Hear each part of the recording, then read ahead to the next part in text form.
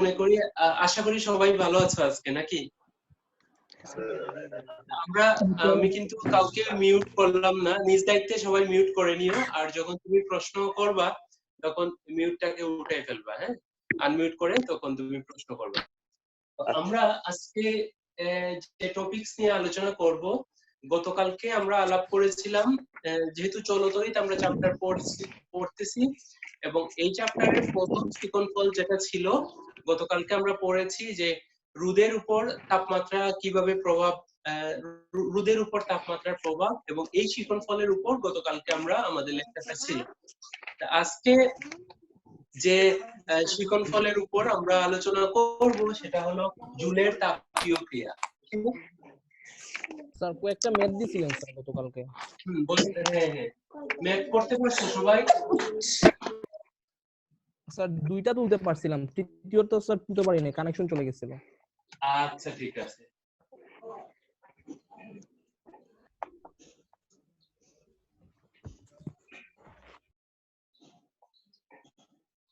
আচ্ছা, তাহলে আমরা আলাপ করছি জুলের তাপীয় ক্রিয়া নিয়ে। হ্যাঁ, জুলের তাপীয় ক্রিয়া হলো কোন পরিবাহকের মধ্য দিয়ে যখন পরিবাহকের মধ্যে আমরা জানি, গতকালকে আমরা পড়েছি যে ওহমের সূত্র ওরকম ছিল বি ইকুয়াল টু আই আর, হ্যাঁ, আর আর সমান আমরা বলেছিলাম বি বাই আর। এই ইকুয়েশন থেকে বোঝা যাচ্ছে যে যদি কোনো পরিবাহকের দুই প্রান্তের মধ্যে বিভব পার্থক্য নির্দিষ্ট থাকে, হ্যাঁ, সেক্ষেত্রে যদি রোধ বেড়ে যায় তাহলে প্রবাহ মাত্রা কমে যাবে। তাহলে যখন তুমি কোনো পরিবাহকের মধ্য দিয়ে, প্লিজ সবাই একটু নিজ দায়িত্বে মিউট করে ফেলো, যে প্রশ্ন করার সে শুধু মিউটকে আনমিউট করে প্রশ্ন করবে।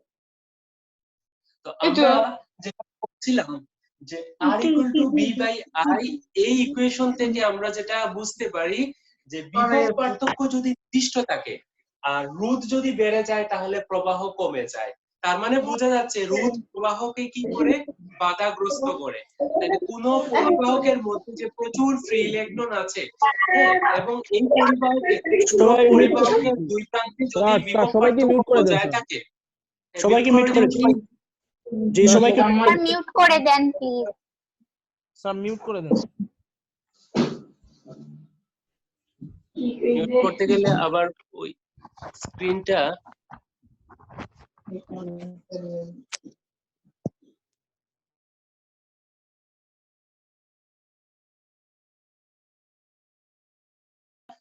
যেটা বলছিলাম যে ওহমের সূত্র থেকে আমরা পেয়েছি বি ইকুয়াল টু আই আর, হ্যাঁ, সো আমরা আর ইকুয়াল টু লিখতে পারি বি বাই আই। তাহলে এই সূত্র থেকে একটা কথা আমরা বলতে পারি, বি যদি নির্দিষ্ট থাকে, বিভব পার্থক্য নির্দিষ্ট থাকে, তখন আর যদি বাড়ে তাহলে আই কমে যাবে।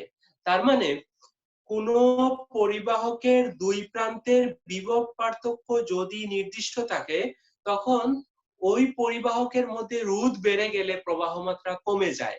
দ্যাট মিন্স বোঝা যায় রোধ পরিবাহকের প্রবাহকে বাধাগ্রস্ত করে।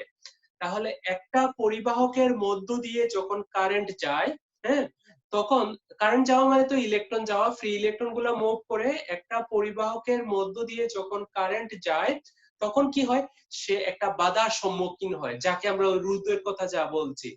তাহলে রোধ কি করে, প্রবাহকে বাধাগ্রস্ত করতেছে। কোন পরিবাহকের মধ্য দিয়ে যখন কারেন্ট যায় তখন এই রোধ তার প্রবাহকে আটকায় ফেলতে চায়, বাধা দিতে চায়। তখন সে এই প্রবাহ যদি বজায় থাকতে চায় তাহলে কি করতে হবে, এই রোধের বিপক্ষে সে কাজ করবে। আর রোধের বিপক্ষে যখন সে কাজ করবে তখন তার কিছু শক্তি ব্যয় হবে। এই শক্তিটা কি হয়, এই শক্তিটা কে ব্যয় করতেছে, এই যে চার্জ ইলেকট্রন সে বের করতেছে। এই জন্য এই শক্তিকে বলে ইলেকট্রিক্যাল এনার্জি বা বৈদ্যুতিক শক্তি। এই বৈদ্যুতিক শক্তি কি হয়, এই বৈদ্যুতিক শক্তি যখন এই কাজ করবে তখন এই বৈদ্যুতিক শক্তিটাই কাজটা করবে। আর ওই বৈদ্যুতিক শক্তি তখন কি হয়, তাপ শক্তিতে রূপান্তরিত হয়ে যায়। এজ এ রেজাল্ট আমরা যেটা দেখতে পাই, কোন পরিবাহকের মধ্য দিয়ে যখন কারেন্ট যায় এবং সে রোধের সম্মুখীন হয়, বাধার সম্মুখীন হয়, তখন এই বাধাকে অতিক্রম করার জন্য ওই চার্জগুলা, দ্যাট মিন্স বৈদ্যুতিক শক্তি কি হয়ে যায়, কনভার্ট হয়ে যায় তাপ শক্তিতে। ওই যখনই এই ইলেকট্রন গুলা এই বাধাকে অতিক্রম করার জন্য কাজ করবে, তখন সে কিছু শক্তি ব্যয় করে। এই ব্যয়িত শক্তি হলো তার বৈদ্যুতিক শক্তি। আর বৈদ্যুতিক শক্তিটা যখনই সে ব্যয় করবে, ওই ব্যয় করে যখন কাজ করবে, তখন এজ এ রেজাল্ট আমরা তাকে যেটা দেখতে পাই, এটা হলো তাপ শক্তি। তাহলে এই যে বৈদ্যুতিক শক্তি তাপ শক্তিতে রূপান্তরিত হলো, এটা কি বলা হয়, তড়িৎ প্রবাহের তাপীয় ক্রিয়া। তড়িৎ প্রবাহের তাপীয় ক্রিয়া। ঠিক আছে, যে কোন পরিবাহকে, তাহলে আমরা ডেফিনেশন, তড়িৎ প্রবাহের তাপীয় ক্রিয়ার ডেফিনেশনটা কেমন হবে, কোন পরিবাহকের মধ্য দিয়ে যখন তড়িৎ প্রবাহিত হয়, তখন এই তড়িৎ প্রবাহে সে যখন বাধাগ্রস্ত হয়, তখন এই বাধাকে অতিক্রমের জন্য সে কিছু শক্তি ব্যয় করে। এই ব্যয়িত শক্তিকে আমরা বলি বৈদ্যুতিক শক্তি। তখন এই বৈদ্যুতিক শক্তিটা তাপ শক্তিতে রূপান্তরিত হয়ে যায়। এজ এ রেজাল্ট আমরা যেটা দেখি, তাকে পরিবাহী দেখি উত্তপ্ত হয়ে যাচ্ছে। হ্যাঁ, এই ঘটনাটাকে বলা হয় তড়িৎ প্রবাহের তাপীয় ক্রিয়া। তড়িৎ প্রবাহের দ্বারা বা তড়িৎ প্রবাহের দৌলতে তড়িৎ শক্তিটা কি হয়ে গেছে, তাপ শক্তিতে রূপান্তরিত হয়।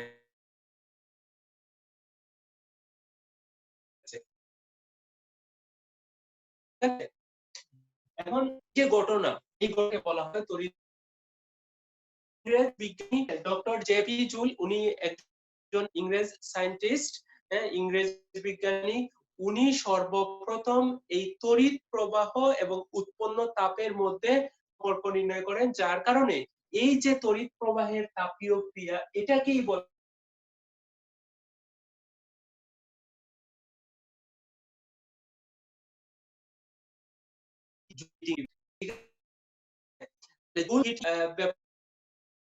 ব্যাপারগুলা তড়িৎ প্রবাহের সাথে উৎপন্ন তাপের যে সম্পর্ক, এটা নিয়ে উনি এটা পর্যবেক্ষণ করলেন এবং এটা বিশ্লেষণ করেছিলেন। ওকে, আমরা এখন আমি একটু এর সিগনিফিকেন্সটা একটু বলি, যে এই যে তাপ উৎপন্ন হয় এর কারণ কি। এই যে ইলেকট্রিক্যাল এনার্জি আমরা বলতেছি যে কনভার্ট হয়ে গেছে কিসে, তাপ শক্তিতে রূপান্তর হয়ে গেছে। এই তাপ শক্তিতে কেন রূপান্তর হলো, এটা যদি আমি তার ফিজিক্যাল সিগনিফিকেন্স বলি, তাহলে বলবো একটা পরিবাহকের মধ্যে প্রচুর মুক্ত ইলেকট্রন থাকে ছড়ানো অবস্থায়, তাই তো? যখন কি হয়, যখন এর মধ্য দিয়ে ইলেকট্রন মুভ করতে চায় বা ইলেকট্রন যখন মুভ করে, হ্যাঁ, যেমন একটা ইলেকট্রন কখন মুভ করবে, আমরা গতকালকে ক্লাসে বলেছিলাম যে কোনো পরিবাহকের যে কোনো দুই প্রান্তের মধ্যে যদি বিভব পার্থক্য থাকে, তখন কি হবে, ইলেকট্রন নিম্ন বিভব থেকে উচ্চ বিভবের দিকে চলাচল শুরু করবে। হ্যাঁ, বিভব পার্থক্য না থাকলে কিন্তু তড়িৎ প্রবাহ হবে না। তাহলে কোন পরিবাহক যদি এমন থাকে, তাতে প্রচুর মুক্ত ইলেকট্রন আছে এবং তার দুই প্রান্তের মধ্যে কি আছে, বিভব পার্থক্য আছে, তখন কি হবে, একটা বিন্দু থেকে আরেকটা বিন্দুর দিকে, নিম্ন বিভব থেকে উচ্চ বিভব প্রান্তের দিকে কি হবে, ইলেকট্রনের ফ্লো হবে। এই ইলেকট্রনের যখন ফ্লো হবে, তখন কি হবে, তখন একটা বল কাজ করে।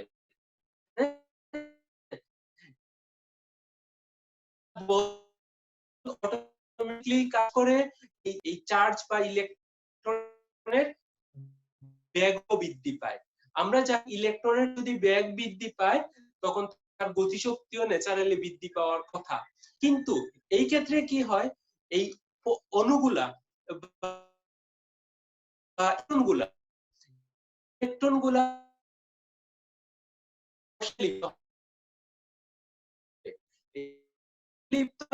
প্লাস এই ফলে হয় কি, এই গতিশক্তি উৎপন্ন না হয়ে, আমরা যেটা বলেছিলাম বেগ পাওয়ার কারণে গতিশক্তি উৎপন্ন না হয়ে হয় কি, এটা কম্পন শক্তিতে রূপান্তরিত হয়ে যায়।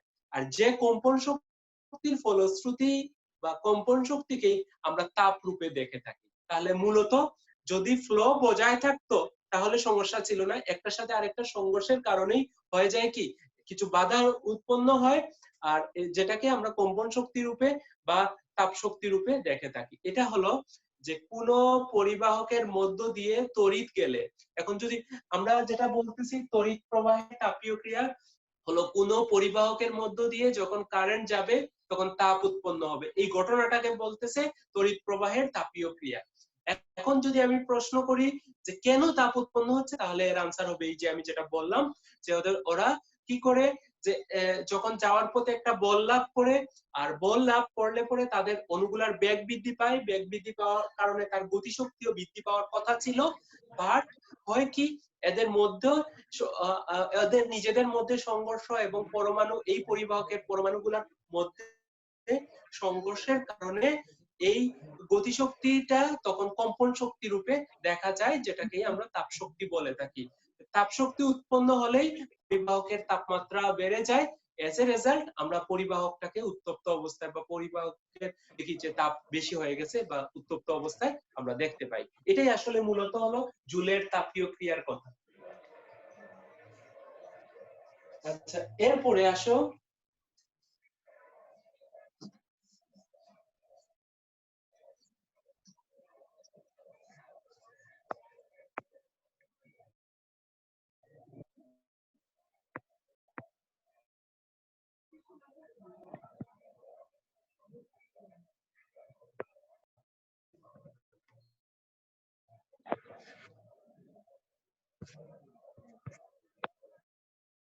আচ্ছা, ওখানে আমি একটা পরিবাহকের একটা অংশ দেখালাম, একটা বর্তনীর একটা অংশ দেখালাম, ঠিক আছে? একটা বর্তনীর একটা অংশ, এবি অংশ, এই বর্তনীর মধ্যে একটা রোধ আছে আর রোধ, এর মধ্য দিয়ে আই তড়িৎ প্রবাহিত হচ্ছে, আর এটা দুইটা বিন্দু, একটা হলো এ বিন্দু একটা বি বিন্দু, দুটা বিন্দুর মধ্যে বিভব পার্থক্য হলো আমরা ধরতে পারি যদি বলি যে B A greater than B B, তাহলে বিভব পার্থক্য আমরা বলবো বি এ মাইনাস বিবি, এটাকে বি আমরা এ বি যদি বলি। এখন যদি আমরা বলি, উপরে লিখে রাখতে পারো তুমি তড়িৎ প্রবাহের দরুন উৎপন্ন তাপের পরিমাণ। তাহলে আমাদের সিকোয়েন্স গুলো বুঝতে পারতেছো কিনা? আমরা শুরুতে যেটা আলোচনা করেছিলাম যে তড়িৎ প্রবাহের তাপীয় ক্রিয়া, প্রথমত তড়িৎ প্রবাহের তাপীয় ক্রিয়া কি এটা আমরা জানলাম। দ্বিতীয়ত আমরা বলেছি যে তড়িৎ প্রবাহের ফলে এই যে তাপ কেন উৎপন্ন হয় সেটা আমরা বললাম। এখন আমরা যেটা করব, তড়িৎ প্রবাহের ফলে কতটুকু তাপ উৎপন্ন হয় সেটা আমরা নির্ণয় করব, ঠিক আছে?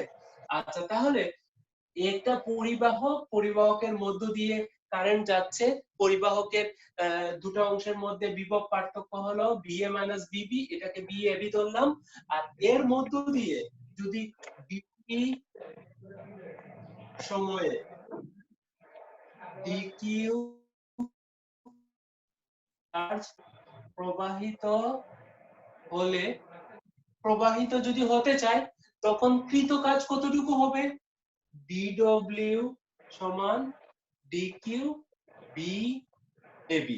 ওকে, কারণ আমরা মনে আছে কিনা যে b ইকুয়াল টু আমরা জানি w বাই q, তাই যদি হয় তাহলে w ইকুয়াল টু কত? bq। তাহলে আমরা কৃত কাজ কত? বিভব পার্থক্য ইনটু হলো চার্জের পরিমাণ। তাহলে আমরা যদি বলি এই পরিবাহকের মধ্য দিয়ে dq পরিমাণ চার্জ dt।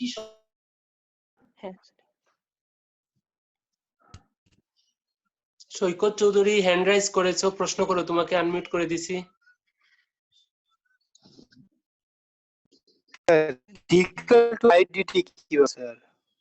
কোনটা কোনটা?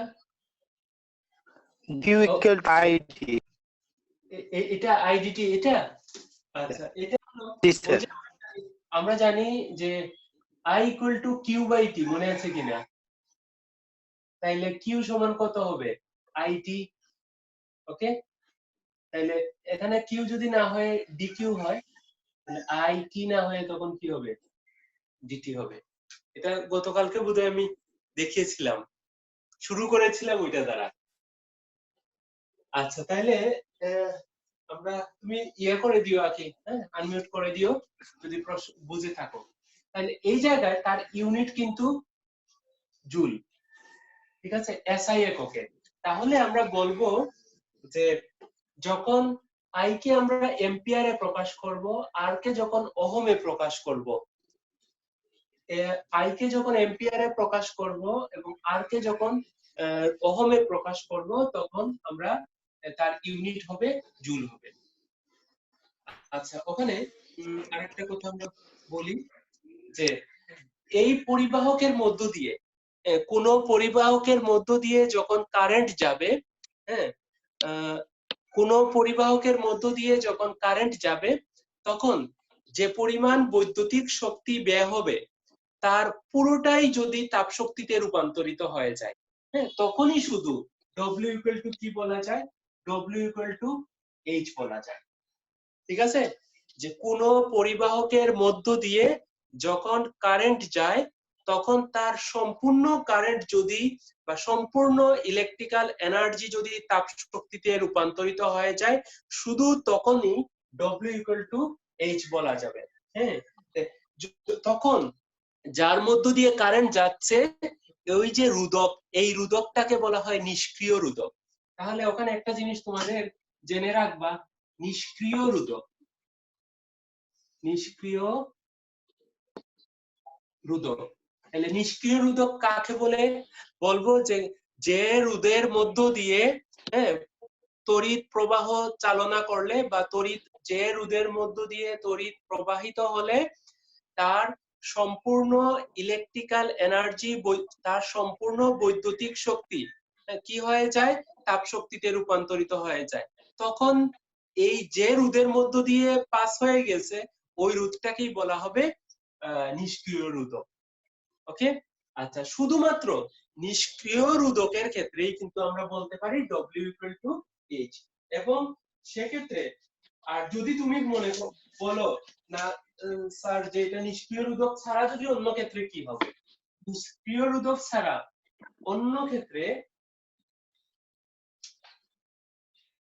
অন্য ক্ষেত্রে এটাকে যদি সাপোজ তুমি জুলে প্রকাশ করো, তাহলে আমরা এরকম লিখতে পারি, ডব্লিউ কে জুলে এবং এইচ কে ক্যালোরিতে প্রকাশ করলে তখন হয়ে যাবে W is proportional to H. Okay, তখন কিন্তু আমরা সমান বলছি না, তখন ডব্লিউ ইকুয়াল টু কি আসবে, জে এইচ। এই যে জে, এই জে এর একটা নাম আছে, এটাকে বলা হয় তাপের যান্ত্রিক সমতা বা মেকানিক্যাল ইকুইভ্যালেন্ট অফ হিট।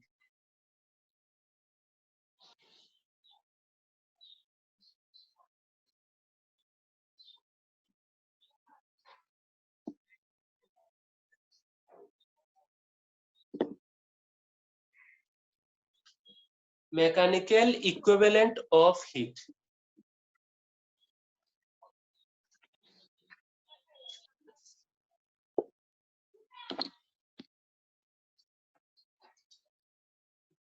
আচ্ছা, এইবার আসো, তোমাকে এই জে সমান তাহলে কি বলতে পারি, জে সমান বলতে পারি ডব্লিউ বাই এইচ।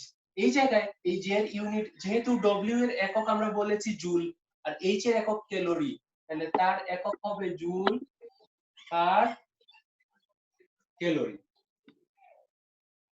তাহলে এইচ সমান কত হবে, ডব্লিউ বাই জে, তাহলে এটা সমান I square R T by হবে জে, তাহলে উপরেরটার একক হলো জুল, হ্যাঁ, উপরে যেহেতু এই এইচ এর একক হলো কিন্তু জুল, আর এটার জে এর একক আমরা ওই যে উপর থেকে যদি লিখি জুল পার কি ক্যালোরি। ঠিক আছে, তাইলে এর পরের লাইনে দেখো এই যে জে, এই জে এর মান আছে কিন্তু জে সমান হলো 4.186, এটাকে আমরা কি করি 4.2 বলি, এত জুল পার ক্যালোরি। ওকে, তাহলে জে এর মান যদি বসাই দাও 4.2 জুল পার ক্যালোরি। আমি জুল পার ক্যালোরি কিন্তু বাংলায় লিখছি, এর কারণ হলো জে এর সাথে যেন না মিশে যায়। তাহলে আই স্কয়ার আর টি উপরে থাকবে তার ইউনিট জুল। তখন দেখো এটা 1 কে 4.2 দ্বারা যদি ভাগ করো 0.24, হ্যাঁ, আই স্কয়ার আর টি আর জুলে জুলে কাটা যাবে, থাকবে ক্যালোরি। কত সমান? এইচ সমান, এটা সমান আমরা 0.24, এই জন্য আইবিটিও বলতে পারি, যেহেতু আই স্কয়ার আর টি কে তো আইবিটিও বলতে পারি, এত ক্যালোরি। এই যে সূত্র এইচ সমান এত, এটাই হলো জুলস, এটাই হলো জুলস ল, জুলের সূত্র। তাহলে দেখা যাচ্ছে তড়িৎ প্রবাহের তাপীয় ক্রিয়ার, হ্যাঁ, যে পরিমাণ তাপ উৎপন্ন হচ্ছে, বলো। স্যার এখানে ইলেকট্রনের সংঘর্ষের কারণেই তো হচ্ছে গিয়ে তাপ শক্তিতে রূপান্তরিত হয়, তাই যে নিষ্ক্রিয় রোধকের ক্ষেত্রে কি? নিষ্ক্রিয় রোধের ক্ষেত্রে আমরা, হ্যাঁ, নিষ্ক্রিয় রোধের ক্ষেত্রেও হচ্ছে, বাট নিষ্ক্রিয় রোধের ক্ষেত্রে কোনো লস হচ্ছে না আর কি। আমরা সাধারণত ধরো যে কোনো ইলেকট্রিক্যাল এনার্জি দিলাম, হ্যাঁ, এখন দেখা যায় এই ইলেকট্রিক্যাল এনার্জি তাপ শক্তি উৎপন্নের কাজে ব্যয় না হয়ে অন্য কাজে ব্যয় হয়েছে। ধরো প্রথম সে মোটরকে চালালো, তারপরে সে ব্যয় হলো, মানে অন্য কোনো আদার্স কোনো কাজ না করে যদি সে ব্যয় হয়, তাহলে সেক্ষেত্রে এই ক্ষেত্রে আমরা বলবো যে নিষ্ক্রিয় রোধের প্রভাব। যেমন আমি ওরকম বলতে পারি যে যেমন যান্ত্রিক শক্তি বা আমরা যে ইলেকট্রিক্যাল এনার্জি দিব, হ্যাঁ, যান্ত্রিক শক্তি বা রাসায়নিক যে শক্তি, যদি এই ডিভাইসে সরাসরি সে, আচ্ছা, তো যেটা বলছিলাম আমরা যে এই যে সূত্র, এটাকে শক্তির নিত্যতা সূত্রের একটি বিশেষ রূপও বলা যায়, এবং আমরা বলতে পারি যেখানে বৈদ্যুতিক শক্তি কর্তৃক কাজ সম্পূর্ণরূপে, কারণ যেহেতু আমরা এই ক্ষেত্রে বলেছি W=H, এবং এই ক্ষেত্রে আমরা সম্পূর্ণ ইলেকট্রিক্যাল এনার্জি যখন এনার্জি দ্বারা যখন কাজ করা হয়েছে, তখন ইলেকট্রিক্যাল এনার্জি সম্পূর্ণভাবে তাপে রূপান্তরিত হয়ে গেছে। ওই জন্য এখানে যে কনস্ট্যান্ট চলে আসছে, এটাকে আমরা কিন্তু তাপের যান্ত্রিক সমতা বলি। সমতা ওই কারণে আর ইকুইভ্যালেন্ট কনস্ট্যান্ট এসেছে। আচ্ছা, এরপরে আসো আমরা W=JH যে ইকুয়েশনটা আগে বলেছিলাম, ওখানে আমরা যদি H সমান 1 হলে W কি বলবো? J বলবো, ঠিক আছে? এখন তাহলে এই যে J, যাকে আমরা বলেছিলাম তাপের যান্ত্রিক সমতা, তার ডেফিনেশন এখান থেকে দেও তো দেখি। যে একক, এখানে H সমান 1, তার মানে একক তাপ উৎপন্ন করতে যে পরিমাণ কাজ করতে হবে তাই হলো J। ওকে, তাহলে তাপের যান্ত্রিক সমতার ডেফিনেশন হলো যে একক তাপ উৎপন্ন করতে যে পরিমাণ কাজ করতে হবে, যে পরিমাণ W লাগবে, তাই হবে J। ঠিক আছে? এরপরে আসো, তাহলে J সমান আমরা কি পড়েছিলাম একটু আগে? 4.2 জুল পার ক্যালোরি।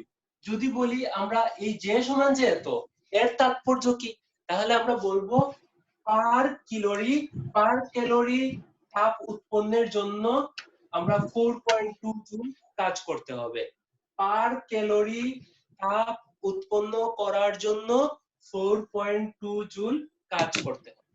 ওকে, আচ্ছা, এটা হলো তার যে সমান যে 4.2 জুল পার ক্যালোরি, এর তাৎপর্য কি, হ্যাঁ? আচ্ছা, এরপরে আসো তাহলে এই জায়গা থেকে আমরা কি বুঝলাম যে পার ক্যালোরির জন্য কত জুল লাগতেছে? 4.2 জুল। এই জন্য আমরা বলি 1 ক্যালোরি সমান কত? 4.2 জুল। এখানে যে কিন্তু 4 জুল।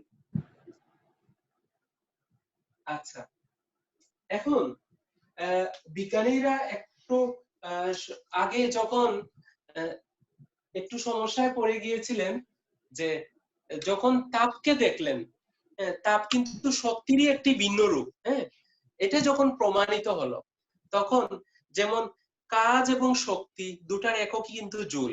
হ্যাঁ, তো যখন বিজ্ঞানীরা এই জিনিস প্রমাণ করতে সক্ষম হলেন তাপও হলো শক্তির একটি ভিন্ন রূপ। হ্যাঁ, এই জন্য তারা চিন্তা করলেন যে তাপের একটা একক রাখবো আর কি বলে কাজের একটা বা শক্তির অন্য একটা একক হবে, এটা একটু ঝামেলাপূর্ণ হয়ে যায়। ওইটা মীমাংসার জন্য পরবর্তী সময়ে তাপের একক জুল নির্ধারিত হলো। কিন্তু এর আগে কিন্তু তাপের একক ক্যালোরি ছিল। হ্যাঁ, কারণ কি তখন পর্যন্ত যে তাপ যে শক্তির একটি ভিন্ন রূপ এটা কিন্তু বিজ্ঞানীরা ব্যাখ্যা করতে সমর্থ হয় নাই।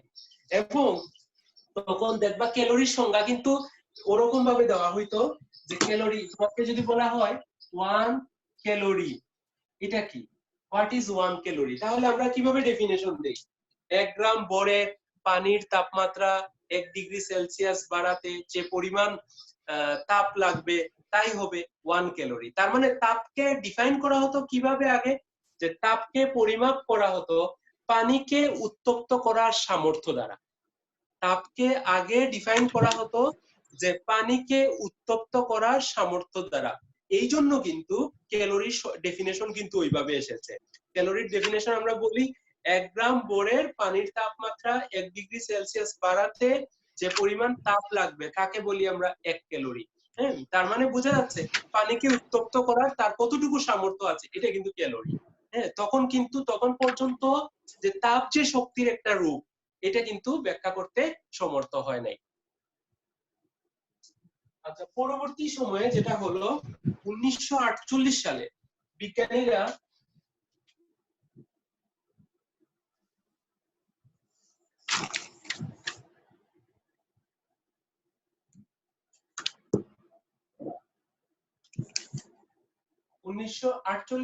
বিজ্ঞানীরা কি করলেন, বিজ্ঞানীরা ক্যালোরির পরিবর্তে তাপের একক জুল ব্যবহার করেন।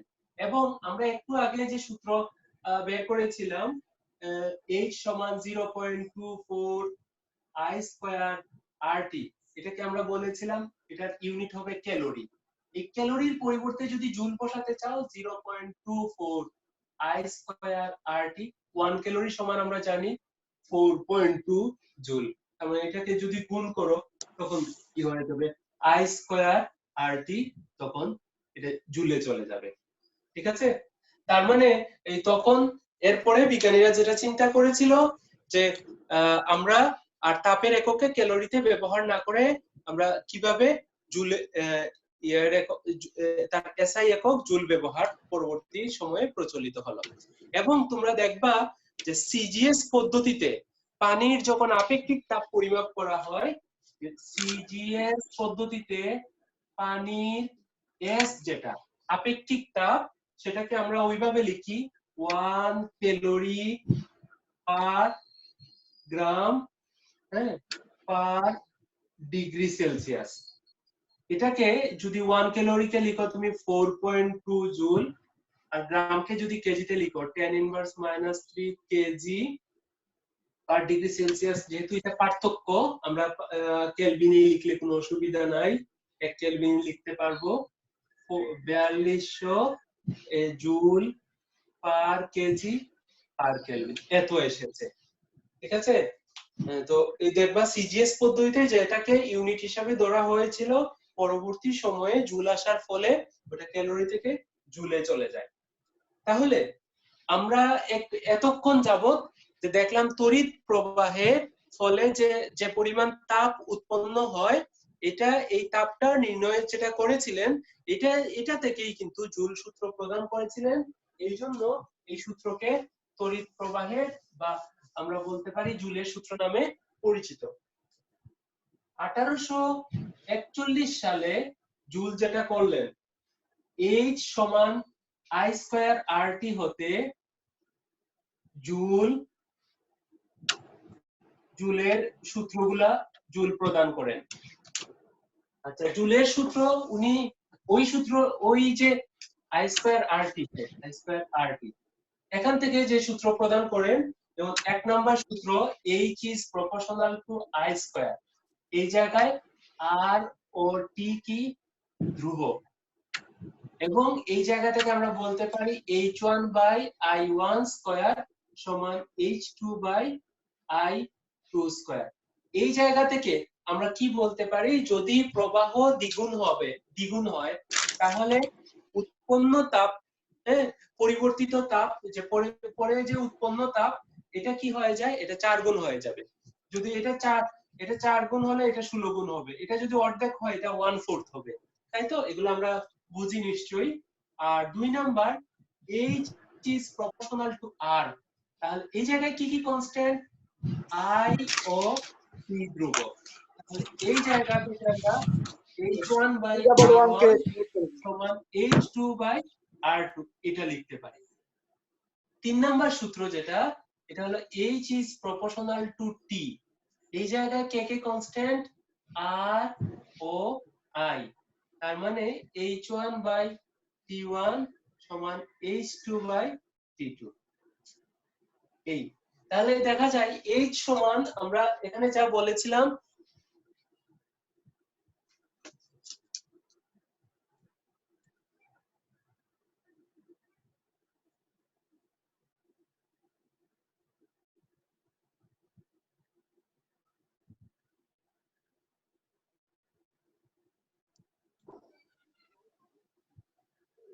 আচ্ছা কে হ্যান্ড রাইজ করেছো প্রশ্ন করো, অসুবিধা নেই। ওয়ালটন, তারপরে ওয়ালটন প্রিমো E8, প্রশ্ন করো।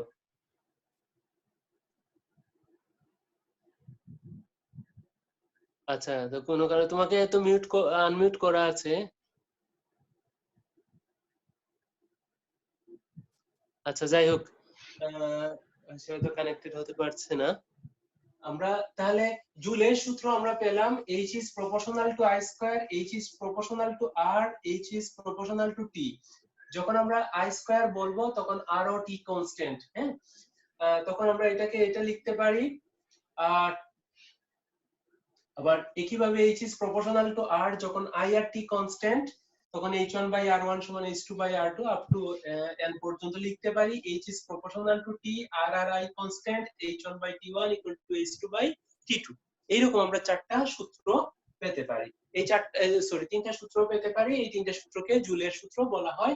এই 3টা সূত্রকে যদি আমরা সমন্বয় করি তাহলে H equal to I square RT আমরা বলবো যখন কনস্ট্যান্ট 1 হয়ে যাবে। দ্যাট মিন্স এটা যখন জুলে প্রকাশিত হবে, H সমান I স্কয়ার RT যখন জুলে প্রকাশিত হবে তখন তাকে আমরা তার মান 1 হবে, কনস্ট্যান্টের মান 1 হবে। আচ্ছা এরপরে আমরা আরেকটু আগাই।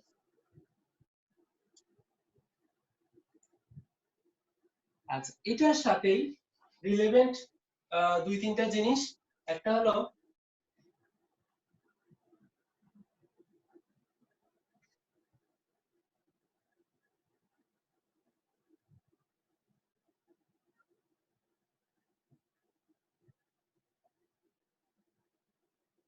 ইলেকট্রিক এনার্জি বা বৈদ্যুতিক শক্তি। আচ্ছা আমরা যখন কোনো পরিবাহকের মধ্য দিয়ে চার্জ যায়, হ্যাঁ, তখন এই চার্জ কে পাঠায়, চার্জ পাঠায় যে বৈদ্যুতিক উৎস বা যে যন্ত্র কোনো পরিবাহকের মধ্য দিয়ে যখন চার্জ প্রেরণ করে তখন সে যে পরিমাণ কাজ করে, এই কাজটাই হলো ইলেকট্রিক্যাল এনার্জি। এনার্জি মানে শক্তি, শক্তি মানেই তো আমরা বুঝি কাজ। যখন কোনো পরিবাহীর মধ্য দিয়ে চার্জ যায়, ওই চার্জ পাঠানোর জন্য যে বৈদ্যুতিক উৎস আছে বা যন্ত্র আছে সে যে পরিমাণ কাজ করে থাকে, এই কাজকেই আমরা বলি ইলেকট্রিক এনার্জি। তাহলে এই কাজটা কত হবে, কাজটা W ইকুয়াল টু আগের মতো বি কিউ আমরা বলতে পারি। বি কিউ সমান আমরা কি বলতে পারি, আইটি বলতে পারি, যেটাকে আমরা ইউ দ্বারাও, দেখা তোমার বইতে ইউ দ্বারাও কিন্তু প্রকাশ করা হয়ে থাকে। তো এটা যতই হোক এর ইউনিট কি হবে, জুল হবে, কাজের একক যেহেতু জুল হবে। তাহলে এই জায়গা থেকে আমরা এরকম বলতে পারি না 1 জুল কাজ বা শক্তি সমান বি এর একক হলো ভোল্ট, 1 বি, এটার একক হলো 1 এম্পিয়ার, এটা হলো 1 সেকেন্ড। তাহলে আমরা বলতে পারি 1 সেকেন্ডে 1 এম্পিয়ার তড়িৎ যদি প্রবাহ হয় আর পরিবাহকের মধ্যে যদি দুই প্রান্তের মধ্যে বিভব পার্থক্য 1 ভোল্ট থাকে, তখন যে পরিমাণ কাজ হবে তাই হবে তার ইলেকট্রিক এনার্জি বা বৈদ্যুতিক শক্তি। আচ্ছা, এবার আসো পাওয়ার, বৈদ্যুতিক ক্ষমতা।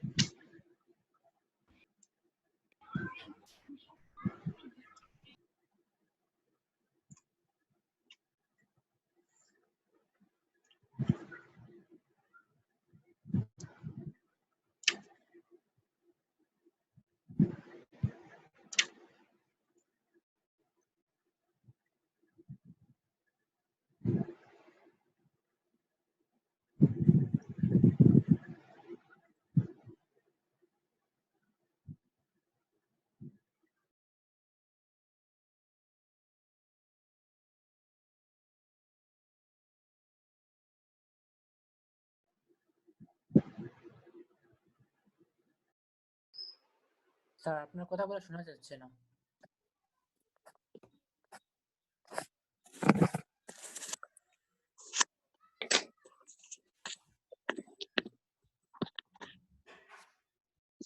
কোথাও শোনা যায় না, ভিডিও দেখা যায় না।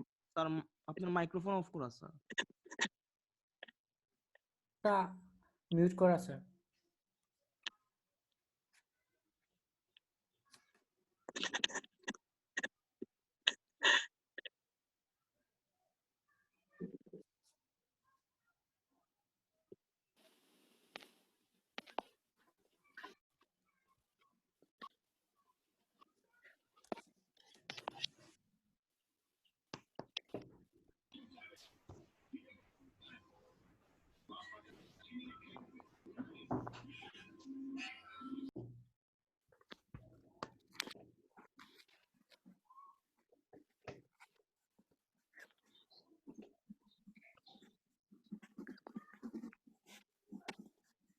ও সরি সরি, আমার মাইক্রোফোন অফ হয়ে গেছিল।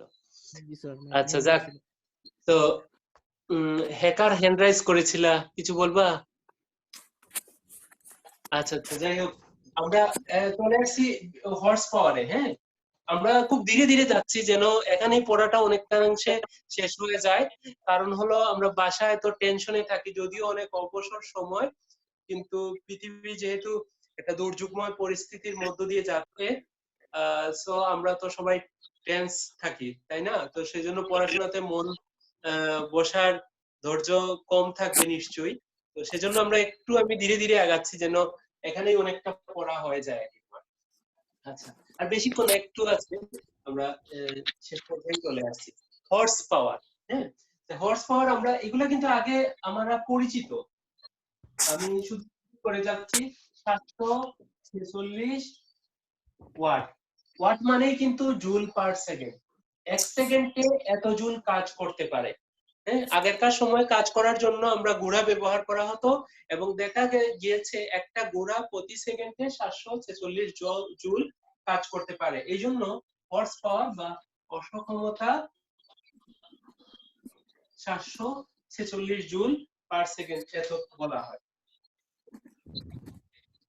এবার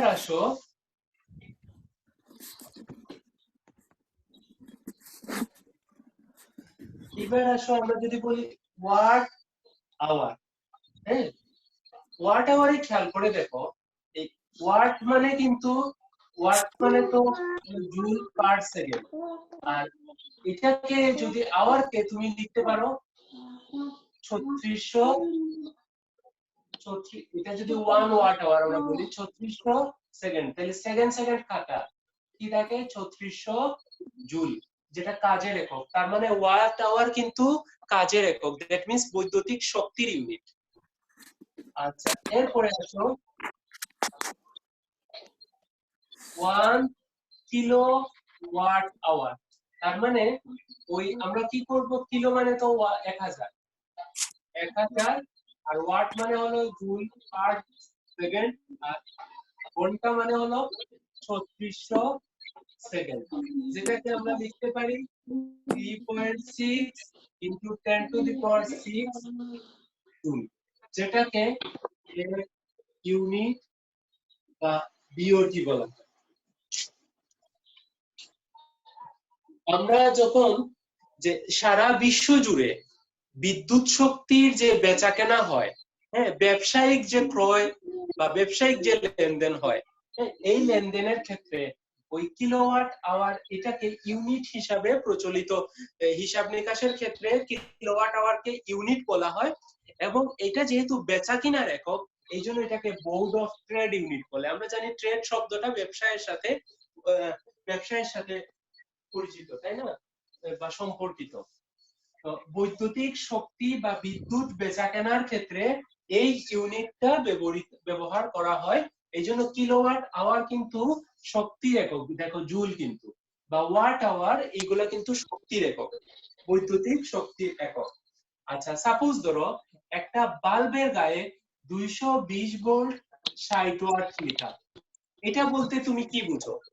একটা বাল্বের গায়ে 220 ভোল্ট, হ্যাঁ, বা 60 ওয়াট, 220 ভোল্ট 60 ওয়াট লেখা। 220 ভোল্টের মানে বোঝাচ্ছে যে এই ক্ষেত্রে 220 ভোল্ট বিভব পার্থক্যে 220 ভোল্ট বিভব পার্থক্যে সে সর্বোচ্চ উজ্জ্বলতা প্রদর্শন করবে।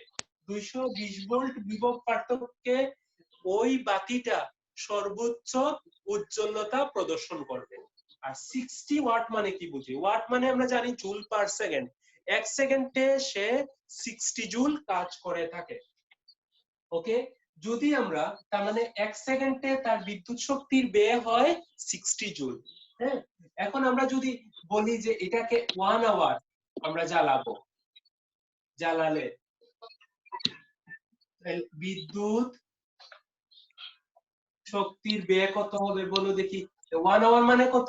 60, আর আমরা তখন 60 ওয়াট আওয়ার বললাম। ওকে, আমরা তাহলে যদি বলি এটা 20 ঘন্টা জ্বালালে বিদ্যুৎ শক্তির ব্যয় কত হবে, তাহলে 20 ইনটু 60 ওয়াট আওয়ার, তার মানে 120 ওয়াট আওয়ার।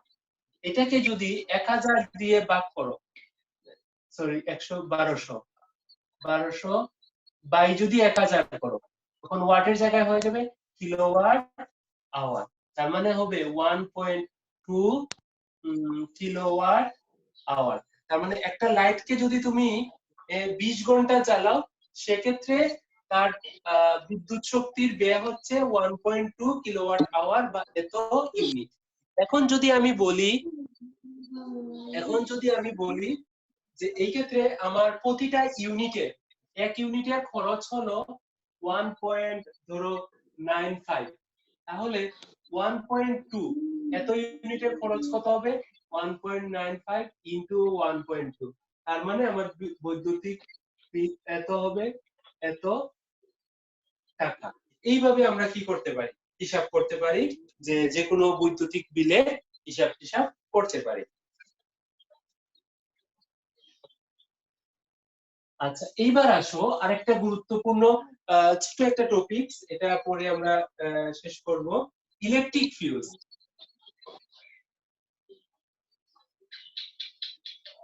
বা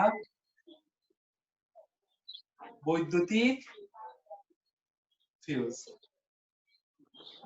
बिल देगा बिल देगा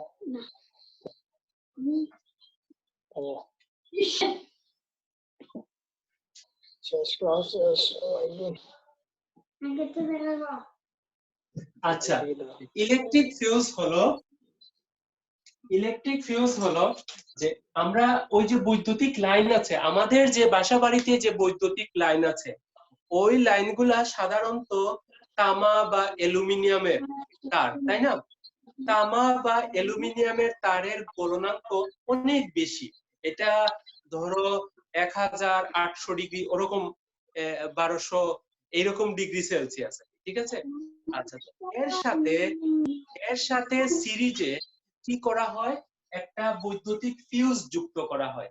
বৈদ্যুতিক ফিউজ তৈরি হয় 3 ভাগ সীসা আর 1 ভাগ টিন। 3 ভাগ সীসা প্লাস 1 ভাগ টিন। 3 ভাগ সীসা প্লাস 1 ভাগ টিন দিয়ে একটা সংকর ধাতু তৈরি করা হয়। এই সংকর ধাতুকে বৈদ্যুতিক ফিউজ হিসাবে ব্যবহার করা হয়। এখন কথা হলো এটাকে ব্যবহার করার কারণ কি? এর কারণ হলো যে 3 ভাগ সীসা এবং 1 ভাগ টিন দ্বারা যে সংকর ধাতু তৈরি করা হয় এর গলনাঙ্ক অ্যাপ্রক্সিমেটলি 300 ডিগ্রি সেলসিয়াস থাকে। ঠিক আছে?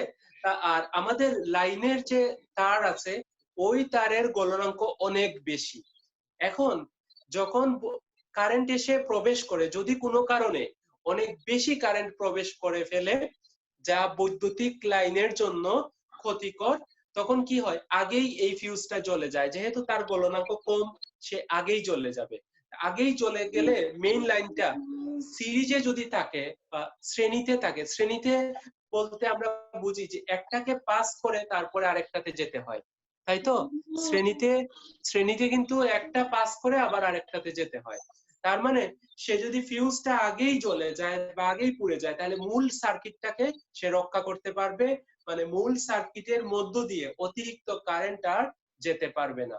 তাইলে আমরা বাসা বাড়িতে যে বৈদ্যুতিক সার্কিট ব্যবহার করি তাতে যেন অতিরিক্ত কারেন্ট প্রবেশ করে ওই বৈদ্যুতিক লাইনের ক্ষতি না ঘটাতে পারে, সেজন্য আমরা কি করি, এর সাথে সমান্তরালে একটা ফিউজ ব্যবহার করি যেটা সাধারণত 3 ভাগ সীসা এবং 1 ভাগ টিনের একটা সংকর মেটালের একটা তার ব্যবহার করা হয়, হ্যাঁ, যার গলনাঙ্ক অনেক কম, প্রায় 300 ডিগ্রি সেলসিয়াসের মতো। হ্যাঁ, তো এটা ব্যবহার করার ফলে হয় কি যে আগেই পুড়ে যায়, এই জন্য সে মূল সার্কিটটা রক্ষা পেয়ে যায়। উন্নত বিশ্বে হয় কি প্রত্যেকটা ইলেকট্রনিক ইকুইপমেন্টের সাথেই কিন্তু এটা ব্যবহার করা হয়।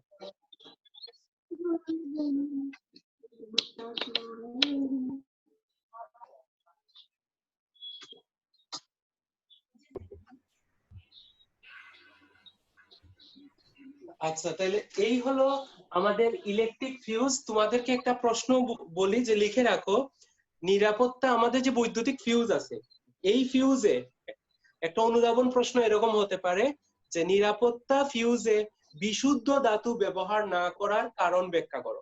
তাহলে আমি আনসারটা বলে দেই। ওই বিশুদ্ধ ধাতু, আবার বলছি আমি, প্রশ্নটা হলো যে নিরাপত্তা ফিউজ বা ইলেকট্রিক ফিউজে বিশুদ্ধ ধাতু ব্যবহার করা হয় না কেন? তাহলে বলবা বিশুদ্ধ ধাতুর গলনাঙ্ক অনেক বেশি। গলনাঙ্ক যদি অনেক বেশি হয়, হ্যাঁ, গলনাঙ্ক মানে কি, যে টেম্পারেচারে সে গলে যাবে। তাহলে আমরা গলনাঙ্ক যদি অনেক বেশি হয় তাহলে সে সহসাই গলবে না, তাকে গলাতে অনেক বেশি কারেন্ট লাগবে। তার মানে আমার মূল সার্কিটে দেখা যাবে বেশি কারেন্ট চলে যেতে পারে। তাহলে আমরা কি করি যে আগেই আমরা কম গলনাঙ্কের একটা তার ব্যবহার করে দেই। তাতে হয় কি যে শুরুতেই কম গলনাঙ্কের তারটা নিজে গলে গিয়ে মূল সার্কিটটাকে রক্ষা করে। উন্নত বিশ্বে হয় কি প্রত্যেকটা ইলেকট্রিক্যাল যে যন্ত্রপাতি আছে তার সাথে ফিউজ যুক্ত করা হয়। আচ্ছা, সাপোজ ধরো একটা ফিউজে 3 এম্পিয়ার লেখা, এটা বলতে তুমি কি বুঝবা যে এই ফিউজে যে তার ব্যবহার করা হয়েছে তার মধ্য দিয়ে 3 এম্পিয়ারের বেশি যদি কারেন্ট যায় তাহলে সেটা পুড়ে যাবে, মানে সর্বোচ্চ তার সহনশীলতা হলো 3 এম্পিয়ার। আচ্ছা, এইবার বলো যে গতকালকে এই যে আমি সবাইকে আনমিউট করে দিচ্ছি এইবার।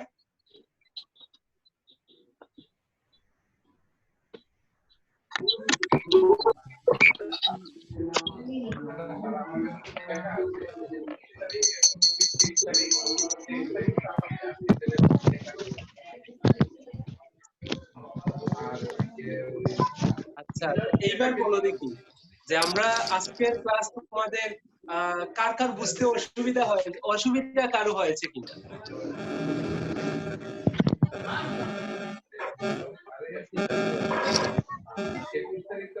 আজকের ক্লাসে কোনো প্রশ্ন আছে কিনা? আমি সবাইকে কিন্তু আনমিউট করে দিয়েছি। এখন কেউ চাইলে কোনো প্রশ্ন থাকলে প্রশ্ন করতে পারো, অথবা তুমি চ্যাটে লিখে প্রশ্ন করতে পারো, আর এমনিতে মুখেও বলতে পারো, কোনো অসুবিধা নেই। হ্যাঁ, বলো বলো। পরিবর্তনশীল রোধ স্যার এইটা। আচ্ছা, পরিবর্তনশীল রোধ হলো যে রোধের মান আমি ইচ্ছা মতো পরিবর্তন করতে পারি।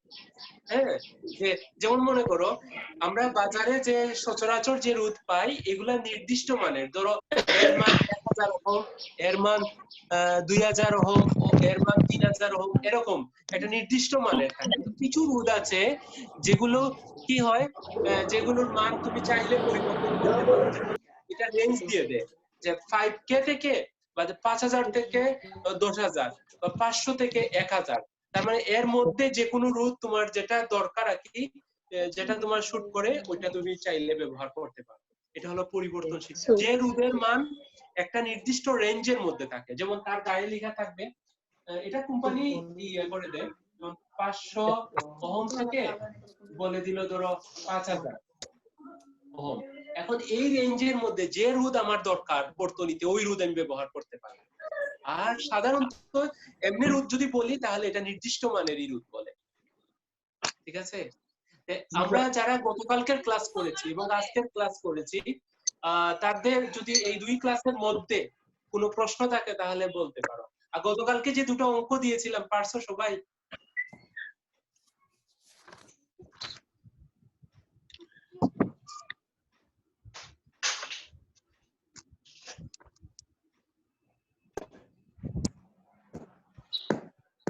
আচ্ছা, আর কারো কোনো প্রশ্ন আছে? স্যার নাই না? তাহলে দেখো, আমাদের হ্যাঁ, বলো। ক্লাসগুলো কিছু ইউটিউব চ্যানেলে ছাড়া হবে আপলোড নাকি, করা স্যার? হবে, যার কারণে আমি গতকালকে ক্লাসও রেকর্ড করেছি। আজকে ওই যে কারেন্ট না থাকায় পারি নাই। রাহুল তো নিশ্চয়ই রেকর্ড করেছো। রাহুল হ্যাঁ, আছো? স্যার করেছি স্যার। আচ্ছা, রাহুল শুধু- আমাকে কিভাবে তুমি দিতে পারবা? স্যার তুমি যদি আমাকে মেসেঞ্জারে কি দিতে পারবা? স্যার ভিডিওটা তো বড়, গুগল ড্রাইভে দিয়ে দাও। হ্যাঁ গুগল ড্রাইভে দিতে পারি, গুগল ড্রাইভে তুলে আপনাকে দিয়ে দিই। আচ্ছা, গুগল ড্রাইভে দিতে স্যার পারো না? শুধু আপনার ক্লাস নাকি স্যার সব সাবজেক্টের ক্লাসই ছাড়া হবে, সব সাবজেক্টের ক্লাসই পর্যায়ক্রমে আপলোড করা হবে। তবে ইউটিউব চ্যানেলের নাম কি আমাদের বলে দিন? স্যার চ্যানেলের নাম, চ্যানেলের নাম চ্যানেলের নাম চ্যানেল এখনো আমরা করি নাই আর কি। হ্যাঁ, আমরা সবগুলো ভিডিও করতেছি, আস্তে আস্তে পর্যায়ক্রমে দিব। যারা লাইভে থাকতেছো, হ্যাঁ, আমার কাছে গত ক্লাস রেকর্ড করা আছে, আজকেরটা তো রাহুলের কাছে আছে। আর আমরা চ্যানেলের নামও তোমাদের দিয়ে দিব।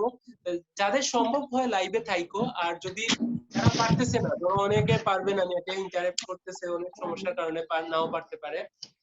সবাই তো এখানে আমি দেখতেছি 30-35 জনের মতো আছো, তো অনেকেই নাই। তো তাদের জন্য আমরা ওই ভিডিওগুলো অবশ্যই রেকর্ড করে আপলোড করে দেওয়ার ব্যবস্থা করবো অবশ্যই। আচ্ছা, তাহলে রাহুলের কাছে, স্যার। আচ্ছা রাহুল রেকর্ডিং অফ করে দাও এখন। আচ্ছা।